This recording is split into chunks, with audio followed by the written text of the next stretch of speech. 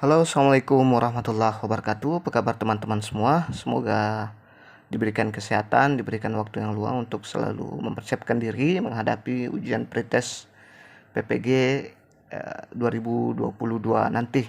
Amin ya. Semoga lulus semua teman-teman. Itu yang kita harapkan ya. Baik, pada kesempatan kali ini kita akan melanjutkan pembahasan kita soal pretest PPG yang part kelima kalau saya tidak salah. Bagi teman-teman yang belum tonton, silahkan tonton videonya di playlist mulai part pertama sampai part yang sekarang ini. Baik, kita langsung masuk ke latihan soal atau prediksi soal atau pembahasan soal yang pertama. Ini berdasarkan pengalaman saya sebagai peserta PPG ya. Fungsi kalender pendidikan atau KALDIK dalam kegiatan pendidikan atau pembelajaran kecuali A. Mendorong efektivitas dan efisiensi proses pembelajaran di sekolah. B. Menyerasikan ketentuan mengenai hari efektif dan hari libur sekolah. C. Persiapan dalam mengajar agar lebih rapi dan terorganisir. D. Pedoman dalam menyusun kegiatan pembelajaran di sekolah. E. Pedoman menyusun program tahunan. Kira-kira yang mana nih jawabannya teman-teman? Bagi teman-teman yang sering ketemu pengawas, kira-kira yang mana nih yang sudah berpengalaman? Oke, jadi jawabannya ada di option C ya.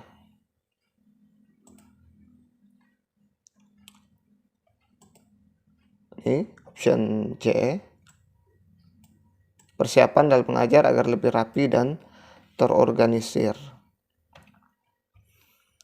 Ini pembahasannya, fungsi kalender pendidikan atau KALDIK dalam kegiatan pendidikan atau pembelajaran kecuali. Nah, ini ada kata kecuali. 1. Mendorong efektivitas dan efisiensi proses pembelajaran di sekolah. 2. Menyelesaikan ketentuan mengenai hari efektif dan hari libur sekolah. 3. Pedoman dalam menyusun kegiatan pembelajaran di sekolah. 4. Pedoman menyusun program tahunan, program semester, silabus, dan RPP.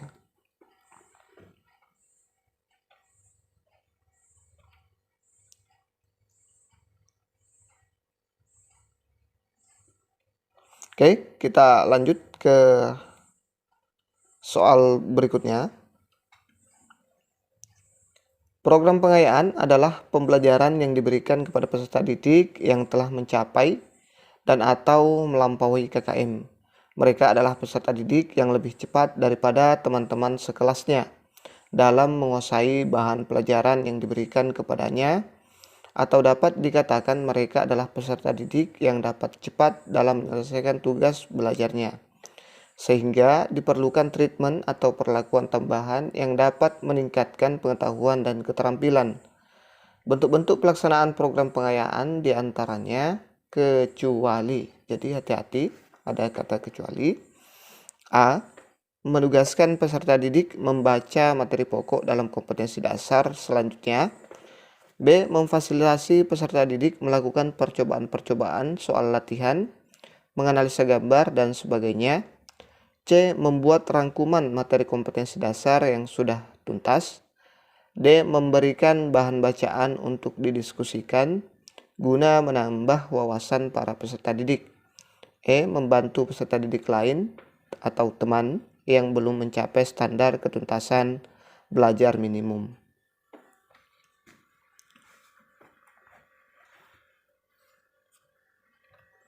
Jadi jawaban yang tepat ada di option C ya. Jadi kecuali membuat rangkuman materi kompetensi dasar yang sudah tuntas. Itu dia bentuk-bentuk pelaksanaan program pengayaan kecuali ya. Jadi ini bentuk-bentuk termasuk bentuk-bentuknya. Yang kecuali itu hanya option C.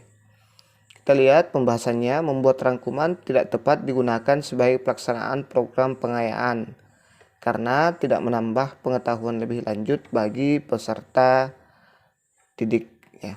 Jadi membuat rangkuman itu sama sekali tidak mempengaruhi atau tidak menambah pengetahuan lebih lanjut bagi peserta didik.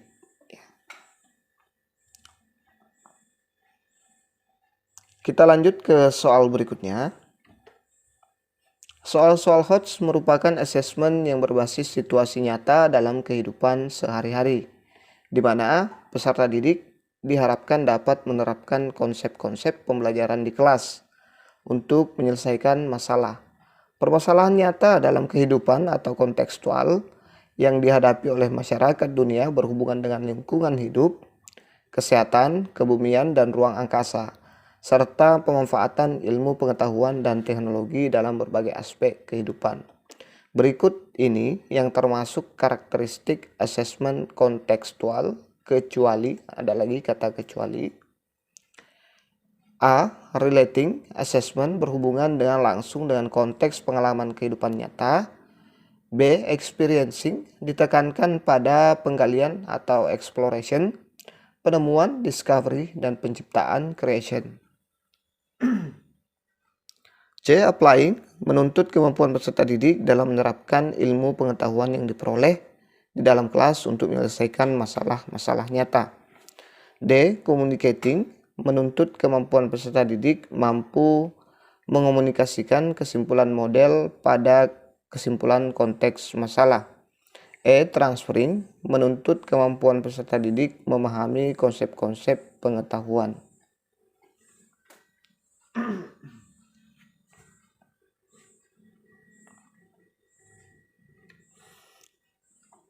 Jadi jawaban yang tepat ada di option E, transferring, ya. Menuntut kemampuan peserta didik memahami konsep-konsep pengetahuan. Jadi itu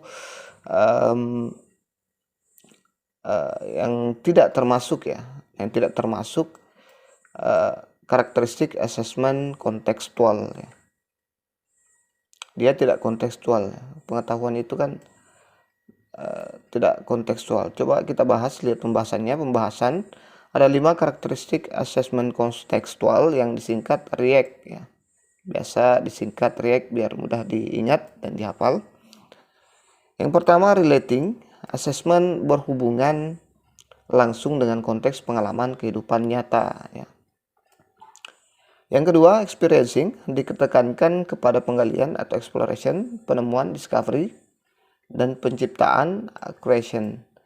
Kemudian yang ketiga ada applying, menuntut kemampuan peserta didik dalam menerapkan ilmu pengetahuan yang diperoleh di dalam kelas untuk menyelesaikan masalah-masalahnya. Yang keempat, communicating, menuntut kemampuan peserta didik mampu mengomunikasikan kesimpulan model pada kesimpulan konteks masalah. Yang kelima, transferring, menuntut kemampuan peserta didik mentransformasi konsep-konsep pengetahuan dalam kelas ke dalam situasi atau konteks baru.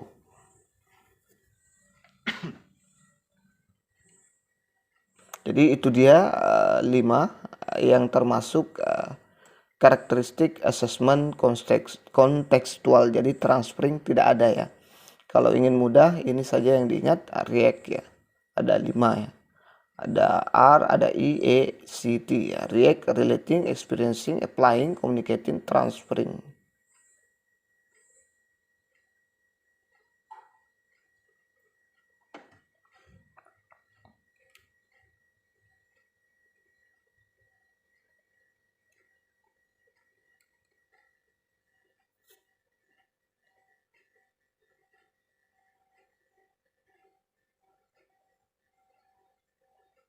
Oh, ini dia kurang lengkap, ya teman-teman. Nanti teman-teman salah paham. Ini dia kurang lengkap. Ada transferring, cuman di sini dia kurang lengkap, hanya sebatas menuntut kemampuan peserta didik memahami konsep-konsep pengetahuan. Tidak lengkap dalam situasi atau konteks yang baru, ya. Dia sekedar ini, ya.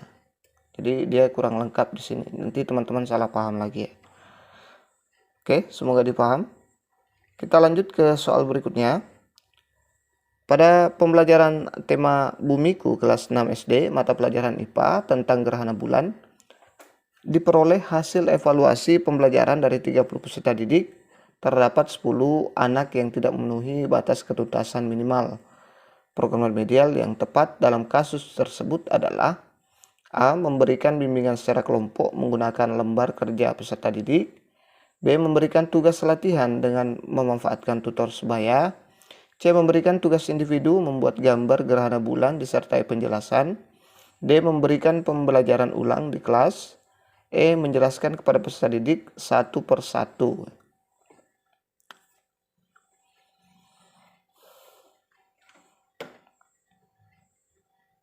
Ya, jadi ada 10 anak yang tidak memenuhi batas ketuntasan minimal ya. Program remedial yang tepat. Jadi program remedial itu bermacam-macam juga ya teman-teman. Tidak hanya remedial tok saja, tapi ada kriteria yang harus dilihat ya. Oke, jadi jawabannya adalah option B, memberikan tugas latihan dengan memanfaatkan tutor sebaya. Ya, kalau misalnya sekitar 10 anak yang tidak memenuhi batas ketuntasan minimal. Kita lihat pembahasannya. Program remedial dapat dilaksanakan melalui bimbingan secara perorangan. Bila ada beberapa peserta didik yang mengalami kesulitan yang berbeda-beda, sehingga memerlukan bimbingan secara individual. Bimbingan yang diberikan disesuaikan dengan tingkat kesulitan yang dialami peserta didik. Pemberian bimbingan secara kelompok bila terdapat beberapa peserta didik mengalami kesulitan yang sama. Pemberian pembelajaran ulang apabila sebagian besar atau semua peserta didik mengalami kesulitan. Pembelajaran dilakukan dengan metode dan media yang berbeda, menyesuaikan gaya belajar peserta didik. Guru perlu memberikan penjelasan kembali dengan menggunakan metode dan atau media yang lebih tepat. Pemberian bimbingan dapat dilakukan melalui tugas-tugas latihan, secara khusus dengan memanfaatkan tutor sebaya, baik secara individu maupun kelompok. Pada kasus tersebut terdapat 10 anak yang tidak tuntas program remedial berikut. A. Memberikan bimbingan secara kelompok menggunakan media gambar kurang tepat jika berkelompok karena bisa saja dalam satu kelompok seluruh peserta didik mengalami kesulitan belajar. Bagi yang option B, memberikan tugas latihan dengan memanfaatkan tutor sebaya tepat dilakukan karena bisa menghemat waktu dan mengefisienkan sumber daya yang ada. Dalam waktu yang sama, seorang guru bisa membantu kelompok siswa yang belum mencapai ketuntasan belajar. Jadi lebih cepat ya dibanding dengan yang option A tadi. Lebih cepat dia. Karena kita berbagi tugas kemudian bisa 2 lawan 1 ya, karena hanya 10 di antara 30 ada dalam seorang itu bisa menghadapi bisa 2 siswa yang menghadapi seorang, jadi sangat maksimal hasilnya, apalagi gurunya juga ikut mengontrol kesana kemari, jadi sangat bagus. Nah, ini dalam waktu yang sama guru bisa membantu kelompok siswa yang belum mencapai ketuntasan belajar dan juga kelompok siswa yang sudah mencapai ketuntasan belajar. Kelompok siswa yang sudah tuntas bisa menjadi tutor bagi teman sebayanya yang belum tuntas ya. Nah, diharapkan dengan diajarkan oleh tutor sebayanya, kelompok tutor yang belum tuntas lebih nyaman dalam belajar dan tidak sungkan dalam mengemukakan kesulitan belajar. Kelompok siswa yang sudah tuntas diharapkan memperoleh pengalaman baru dari wawasan dalam belajar. Nah, makanya di sini juga dia ada timbal balik antara tutor dengan tute ya. Kalau yang tutenya dia biasanya tidak canggung dengan temannya, tidak sungkan dalam mengemukakan kesulitan belajar yang dihadapinya. Kemudian untuk si tutor ini dia juga mendapatkan pengalaman baru dan wawasan dalam belajar seperti itu. Kita lihat yang option C, memberikan tugas individu membuat gambar gerhana bulan disertai penjelasan kurang tepat, terutama bagi siswa yang mengalami kesulitan belajar berasal dari faktor dalam atau sulit berkonsentrasi, tidak mudah memahami. Nah, ini juga tidak tepat yang option E. Yang D, memberikan pembelajaran ulang di kelas tidak tepat karena mengurangi waktu pertemuan pembelajaran, terutama bagi kelompok yang sudah tuntas. Jadi agak rancu ya kalau kita memberikan pembelajaran ulang di kelas ya, agak mengacaukan suasana ya. Kemudian yang E, menjelaskan kepada peserta didik satu persatu tidak tepat karena terlalu banyak memakan waktu. Ini juga terlalu banyak memakan waktu. Harus berapa lama kita harus menjelaskan ke satu persatu peserta didik kita yang yang belum tuntas ya. Oke. Kita lanjut ke latihan soal berikutnya. Jangan lupa subscribe, like, dan bantu share ya. Pembelajaran remedial dimulai dari identifikasi kebutuhan peserta didik. Kebutuhan peserta didik ini dapat diketahui dari analisis kesulitan belajar peserta didik dalam memahami konsep-konsep tertentu. Berdasarkan analisis kesulitan belajar itu, baru kemudian guru memberikan pembelajaran remedial. Peserta didik yang sedang mengalami kesulitan belajar berikut ini yang bukan instrumen untuk mengatasi kesulitan belajar peserta didik adalah jadi yang bukan instrumen mengatasi kesulitan belajar peserta didik. A. Tugas portofolio. B. Wawancara. C. Tes kepribadian. D. Kunjungan ke rumah. E. Observasi.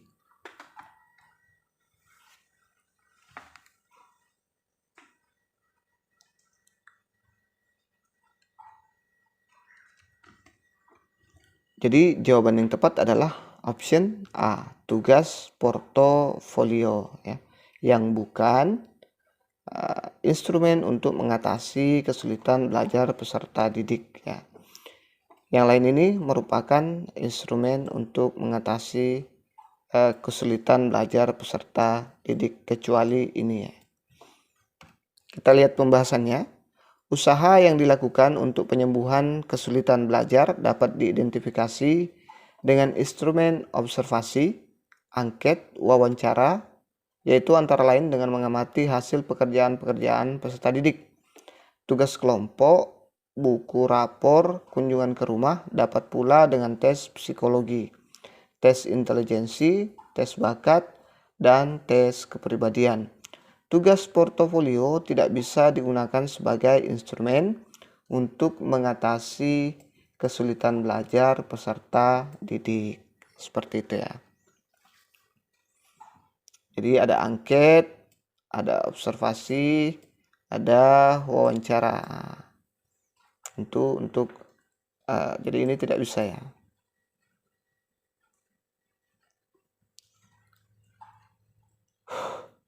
Kita lanjut ke latihan soal berikutnya. Program pengayaan adalah pembelajaran yang diberikan kepada peserta didik yang telah mencapai dan atau melampaui KKM. Ini ya, pengayaan. Mereka adalah peserta didik yang lebih cepat daripada teman-teman sekelasnya dalam menguasai bahan pelajaran yang diberikan kepadanya, atau dapat dikatakan mereka adalah peserta didik yang dapat cepat dalam menyelesaikan tugas belajarnya, sehingga diperlukan treatment atau perlakuan tambahan yang dapat meningkatkan pengetahuan dan keterampilan. Pernyataan berikut ini yang tidak tepat mengenai program pengayaan adalah: A. Fokus pengayaan adalah pendalaman dan perluasan dari kompetensi yang dipelajari. B. Pengayaan biasanya diberikan segera setelah peserta didik diketahui telah mencapai KKM berdasarkan hasil penilaian harian. C. Pembelajaran pengayaan biasanya hanya diberikan satu kali, tidak berulang kali. D. Pembelajaran pengayaan umumnya tidak diakhiri dengan penilaian. E. Pembelajaran pengayaan bisa dipilih sendiri oleh peserta didik atau tidak. Jadi kira-kira yang mana nih yang termasuk statement yang tidak tepat atau pernyataan yang tidak tepat mengenai program pengayaan menurut pemahaman teman-teman.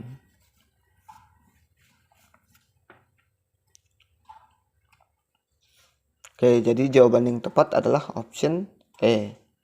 Pembelajaran pengayaan bisa dipilih sendiri oleh peserta didik atau tidak. Jadi tidak seperti itu ya. Pembahasannya kita lihat. Program pengayaan adalah pembelajaran yang diberikan kepada peserta didik yang telah mencapai dan atau melampaui KKM.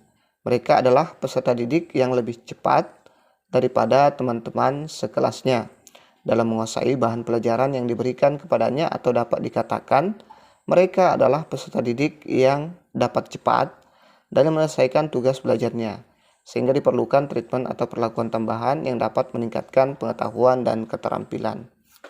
Perlu dipahami bahwa program pengayaan dapat diselenggarakan dengan baik jika dibuat perencanaan pengajaran yang baik.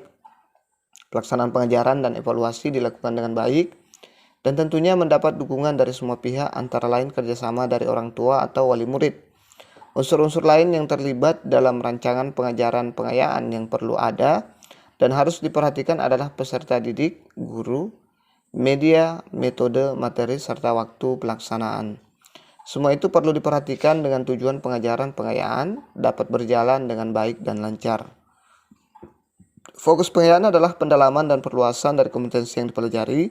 Pengayaan biasanya diberikan segera setelah peserta didik diketahui telah mencapai KKM berdasarkan hasil penilaian harian.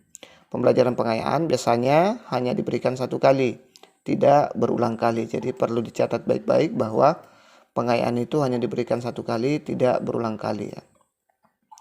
Pembelajaran pengayaan umumnya tidak diakhiri dengan penilaian. Jadi umumnya tidak diakhiri dengan penilaian. Jadi dalam hal ini berbeda perlakuannya dengan remedial. Nah, kalau remedial dia diakhiri dengan penilaian karena kita butuh nilainya mencapai KKM ya. Jadi harus dinilai, diberikan penilaian apakah sudah mencapai KKM atau masih belum tuntas remedialnya ya.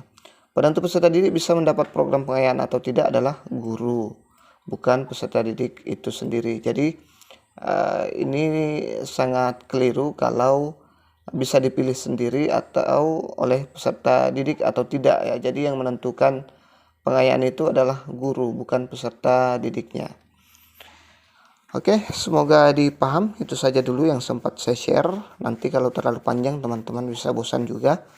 Ini saja sudah lumayan kalau teman-teman sudah paham ini, sudah menguasai ini, insya Allah lumayan untuk bekal teman-teman nanti pada saat pretest. Jangan lupa subscribe, like, dan bantu share. Berkomentarlah jika memang ya, ini bagus. Insya Allah kita lanjut terus sampai teman-teman nanti selesai melakukan pretest. Perbanyak bekal teman-teman, kapan lagi ada kesempatan emas seperti ini ya.